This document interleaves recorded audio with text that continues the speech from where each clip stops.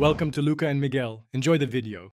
In this video, I will explain how to make beef tapa for your negosyo or business.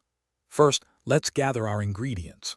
You'll need about 1 kilogram of thinly sliced beef, preferably sirloin or round for that tender bite. We'll also use 1/2 cup of soy sauce, 1/4 cup of vinegar, 2 tablespoons of sugar, and about 6 cloves of minced garlic. These are the foundational flavors for a truly delicious tapa that customers will love. Now let's create that irresistible marinade. In a large bowl, combine your soy sauce, vinegar, sugar, and minced garlic. Mix these well until the sugar completely dissolves. Then add your thinly sliced beef, making sure every single piece is generously coated. For the best flavor absorption and tenderness, marinate the beef in the refrigerator for a minimum of 8 hours, or even better, overnight. This step is crucial for a truly flavorful tapa.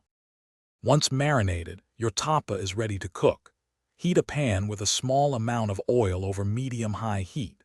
Cook the beef in batches, about 2 to 3 minutes per side, until beautifully browned and cooked through. Avoid overcrowding the pan to ensure a good sear.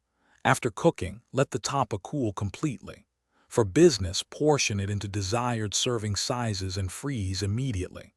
Properly stored, it can last for several weeks, maintaining its deliciousness.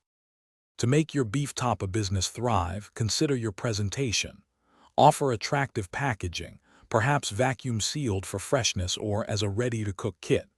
Crucially, calculate all your costs, including ingredients, labor, and packaging, to set a profitable selling price.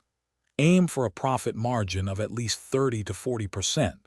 Most importantly, consistently deliver delicious, high-quality tapa. Word of mouth from satisfied customers is your best marketing tool for long-term success. Thanks for watching and please subscribe. It's the best investment you'll ever make.